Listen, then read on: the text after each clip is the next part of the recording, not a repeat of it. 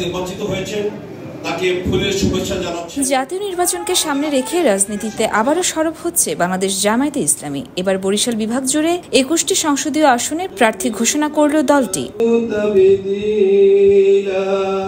শনিবার সকালে বরিশাল জেলা আইনজীবী সমিতি ভবনে অনুষ্ঠিত এক সমাবেশে দলটির কেন্দ্রীয় সহকারী secretary general advocate Moazzem Hossain Helal আনুষ্ঠানিকভাবে প্রার্থীদের নাম ঘোষণা করেন। বিভাগের 6টি জেলার 21টি আসনে যারা মনোনয়ন পেয়েছেন তাদের মধ্যে রয়েছেন বেশ কয়েকজন পরিচিত মুখ। বিশেষ নজরে এসেছে পিরোজপুরের 2 আসনে আল্লামা দেলোয়ার হোসেন সাইদির 2 ছেলে মাসুম সাইদি ও শামীম সাইদি।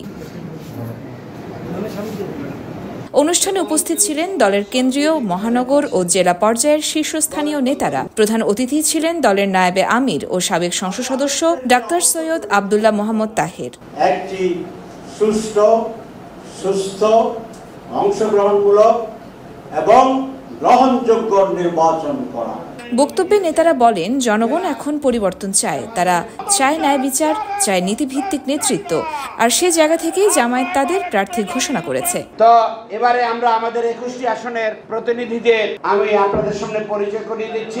বরিশাল সদর আসনে নিজেই লড়বেন কেন্দ্রীয় নেতা মোয়াজ্জেম হোসেন হেলাল।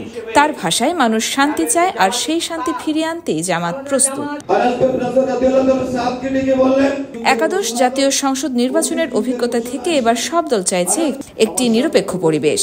বরিশাল বিভাগে জামায়াতের এই প্রার্থী ঘোষণা ভবিষ্যতের রাজনীতিতে কতটা প্রভাব ফেলবে সে উত্তর সময় বলে দেবে। ইয়োরমা শায়ের জাহান, দেশকাল নিউজ।